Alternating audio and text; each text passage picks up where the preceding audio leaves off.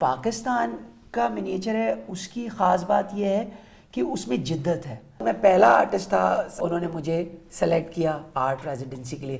وہ دونوں تصویریں پھر میں نے ان کو دکھائیں تو انہوں نے کہا کہ یار یہ تمہاری بہت اچھی ہیں. پہلی دفعہ میں نے جب اینٹیں بنائیں تو وہ اس وقت بیسکلی ایک جنگ سی چل رہی تھی کہ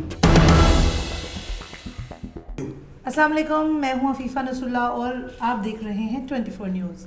آج ہم آپ کو ملوائیں گے پاکستان کے ایک ایسے آرٹسٹ سے جو ایک طرف تو عالمی شہرت یافتہ ہیں لیکن دوسری طرف وہ پاکستان کے ہی پہلے برک منیچر آرٹسٹ بھی ہیں. نور علی چاغانی میرے ساتھ موجود ہیں. السلام علیکم نور. وعلیکم السلام. کیسے آپ؟ جی بہت ٹھیک ٹھاک. اچھا نور، یہ بتائیے گا اینٹوں سے کھیلنے کا فن کیسے شوق پڑا؟ اصل میں اینٹوں کا تعلق ہم سب سے تو ہے ہی، کیونکہ ہم سب گھروں میں رہتے ہیں اور سارا کچھ. لیکن یہ جو پہلی دفعہ میں نے جب اینٹیں بنائیں تو وہ ٹائم تھا آج سے تقریباً 10-11 سال پرانی بات ہے، جب NCA کے جب 2008 میں جب NCA کا تھیسس میں نے دینا تھا تو اس وقت بیسکلی ایک جنگ سی چل رہی تھی کہ کیا ایسا کام کیا جائے جو کہ بہت منفرد بھی ہو اور اچھا بھی لگے، جوررز کو بھی پسند آئے اور کنسیپچولی بھی اچھا ہو. تو میری ایک پہلے سے ہی رجحان کنسٹرکشن کی طرف، بلڈنگ کی طرف بہت زیادہ تھا. اور دوسری اس کی اہم وجہ یہ تھی کہ جو میرا بچپن گزرا ہے وہ کراچی سے گزرا ہے. کراچی میں پیدا ہوا، کراچی سارا اونچی عمارتوں سے اور گرے اسٹرکچر ہے، ہر چیز کانکریٹ بلاک سے بنی ہوئی ہے. لیکن جب میں لاہور پہلی دفعہ آیا تو یہاں ہر چیز ہاریزونٹل ہے اور پورا اسٹرکچر اور ہر چیز بڑی رنگین سی لال اینٹوں کی وجہ سے اور خاص طور پہ جب جنوری میں نارملی NCA میں لوگ پہلی دفعہ جب آتے ہیں، جب سیشن شروع ہوتا ہے تو بہت ہی ایک خوبصورت موسم ہوتا ہے لاہور کا. تو وہ ایک گرین کلین انوائرمنٹ اور لال رنگ دیواروں کے، اینٹوں کے، وہ اور کالج کا بھی سارا اسٹرکچر ہمارا لال اینٹوں سے بنا ہوا اور مال روڈ، وہ ایک خوبصورت نظارہ. تو وہ ہمیشہ سے میرے دماغ میں تھا. اور ایک گھر کی خواہش تو ہمارے یہاں پہ جو آپ کو پتہ ہی ہے، گھر کا ایک جو کانسیپٹ تھا تو وہ تھیسس کے دوران ایوالو ہوا. تو بیسکلی وہ پہلا ٹائم تھا جب میں نے اینٹیں بیسکلی بنانا شروع کی. تو وہ ایک مائل سٹون تھا جس کی وجہ سے پھر میں نے اینٹوں کی طرف میرا رجحان گیا اور کام شروع کیا. قدرتی مناظر بھی کچھ بنائے تھے. ہاں، اور اس کے بعد میرے پاس ایک وہاں پر نا کیلنڈر تھا، ٹیبل پہ کیلنڈر پڑا ہوتا تھا، تو اس میں نا ساری پہاڑوں کی ہماری K2 کی نا تصویر کھینچی ہوئی، تو وہ پھر میں نے ڈرا کی. تو وہ دونوں تصویریں پھر میں نے ان کو دکھائیں تو انہوں نے کہا کہ یار یہ تمہاری بہت اچھی ہیں. تو مجھے کہا کہ یہ تمہارا وہ کام ہے جو مطلب وہ تمہارے اندر ایک میں نے. آپ کے سولو اور گروپ ایگزیبیشنز لگائی گئی ہیں، کن کن اداروں میں لگائی گئی ہیں؟ بہت سارے میوزیمز ہیں، بہت سارے مطلب گیلریز ہیں، لوکلی بھی انٹرنیشنلی بھی. 2009 میں ایک جو پہلا بریک تھرو مجھے ملا وہ پیسیفک ایشیا میوزیم کیلیفورنیا. وہاں پر پاکستان کے وہ لنڈن بیس ایک گیلری ہے گرین کارڈمم کر کے، تو ان کا ایک شو تھا بیونڈ دا پیج کے نام سے. وہ ایگزیبٹ ہونا تھا، بڑے معروف پاکستان کے آرٹسٹ اور دنیا بھر کے اور بھی. وہ وہاں پر پیسیفک ایشیا میوزیم کیلیفورنیا میں شو تھا، اس میں مجھے چانس ملا. تو وہاں پہ میں نے اپنا ایک برک اسکلپچر تھا بڑا سارا، اس کی بھی ایک کہانی ہے میں پھر آپ کو بتاؤں. تو وہ ایک لائف لائن ایک ایگزیبیشن میں نے ایک کام بنایا، اینٹوں کی چادر تھی، وہ وہاں پہ میں نے پریزنٹ کی جس کو بڑی پذیرائی ملی. تو وہ ایک اس کے بعد اور بہت سارے جیسے انڈیا میں دیوی آرٹ فاؤنڈیشن ایک بہت مشہور ادارہ ہے، تو انہوں نے میرا بہت زیادہ کام اپریشیٹ کیا، وہاں پر ایگزیبیشن ہوئی. اور اس کے بعد جو ہے ہوا یہ کہ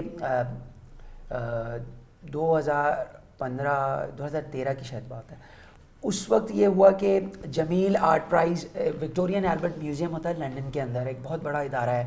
تو وہاں پر اسلامک آرٹ کے اوپر ایک کمپٹیشن ہوتا ہے، مطلب وہ دنیا بھر سے اس میں انٹریز آتی ہیں اور ان میں سے وہ کوئی 7-8 آرٹسٹ سلیکٹ کرتے ہیں اور ان کے کام کی نمائش ہوتی ہے اور اس میں سے کسی ایک آرٹسٹ کو پھر وہ پرائز بھی دیتے ہیں اور وہ 30,000 پاؤنڈ ایک بڑا پرائز ہوتا ہے. تو اتفاقاً یہ ہوا کہ میری اس میں وہ جو 10 آرٹسٹ انہوں نے سلیکٹ کرنے تھے دنیا بھر سے, اس میں انہوں نے مجھے سلیکٹ کیا. آپ کو بہت سے ایوارڈز بھی ملے ہیں جن میں آپ کو ریزیڈنسی بھی ملی ہے.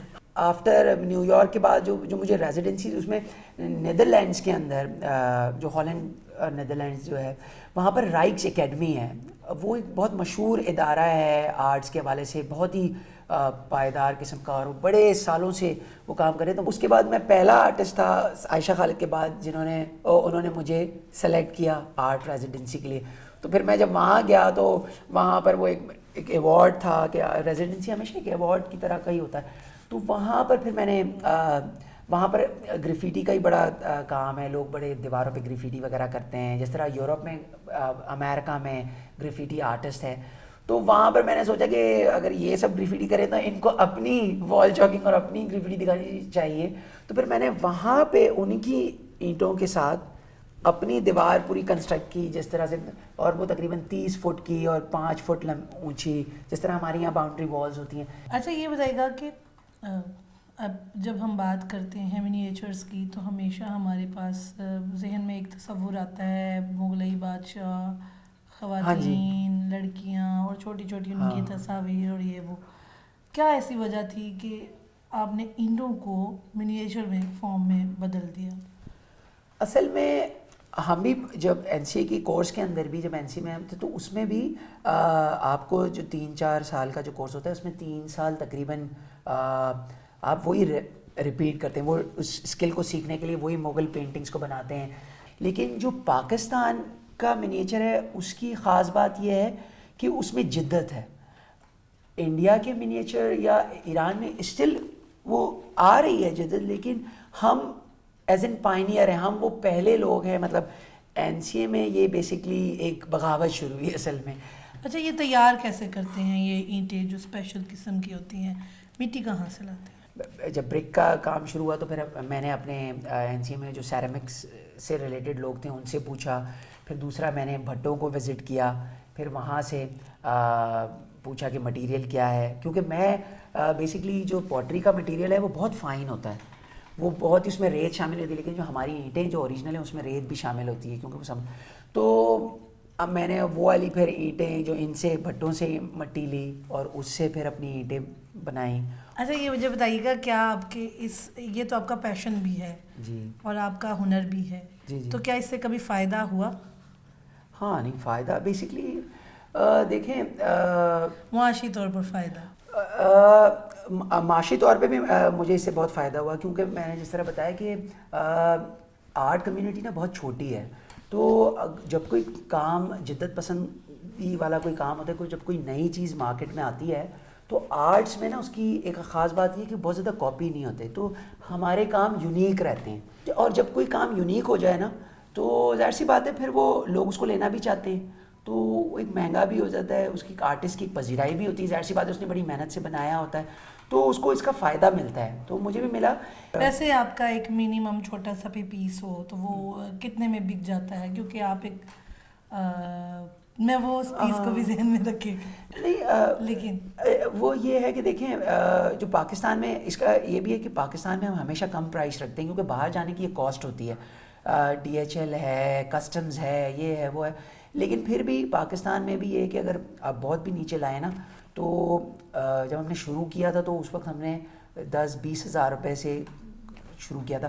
اب ماشاءاللہ سے یہ ہے کہ پاکستان میں بھی 3-4 لاکھ روپے کی ایک دیوار ہم 3 لاکھ روپے کی مطلب اس طرح کی بک جاتی ہیں, لیکن باہر اس کی کاسٹ بہت زیادہ ہے. باہر یہی پرائس ڈالرز میں ہے. ابھی تک آپ کے باہر کتنی ایسی جو آپ نے بنائی ہیں, کیا اس کو کہیں گے, اسکلپچرز کہہ لیں, ابھی تک آپ نے جتنے بھی اسکلپچرز بنائے ہیں کتنے ابھی تک باہر بکے ہیں؟ لا تعداد میرے خیال میں بہت زیادہ, کیونکہ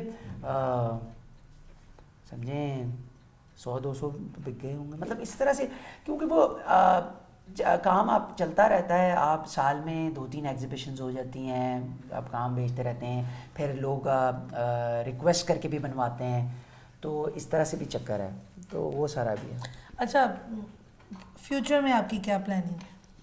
میں چاہتا تو یہی ہوں کہ ایک بڑی ٹیم ہو, میرے ساتھ اور لوگ کام کر رہے ہوں, نئے نئے پروجیکٹس چل رہے ہوں, اور آپ پبلک آرٹ کریں اور ایک بڑی ٹیم کے ساتھ کام کریں جس میں آرکیٹیکٹس ہوں, کیونکہ میرا کام ہے اس طرح کا ہے. آپ نے بات سنی نور کی, اور بالکل یہ ایک پیغام بھی ہے ان تمام لوگوں کے لیے جو اپنے بچوں کو یا وہ خود چاہتے ہیں کہ وہ آرٹ سے قریب ہوں, تو یہ ان کے لیے بڑا ایک ایزیلی اسیس ہے کہ وہ خود شناسی بھی کریں, زمانہ شناسی بھی کریں, اپنی انکم جنریشن بھی کریں, اپنے شوق کو بھی تکمیل دیں. تو نور بھی اپنے شوق کو تکمیل دے رہے ہیں, لیکن اس کے ساتھ ساتھ اپنے معاشی حالات کو بھی بہتر بنا رہے ہیں, اور وہ سب کے لیے پیغام بھی دے رہے ہیں کہ اگر آپ کے اندر کوئی جذبہ ہے اور آپ چاہتے ہیں کہ وہ مکمل ہو, اس کی ایک شکل نظر آئے, تو آپ بھی ان کی طرح محنت کریں تاکہ آپ کو آپ کی محنت کا ثمر فوری مل سکے. کیمرہ مین یاور بھٹی کے ساتھ عفیفہ نصر اللہ, لاہور.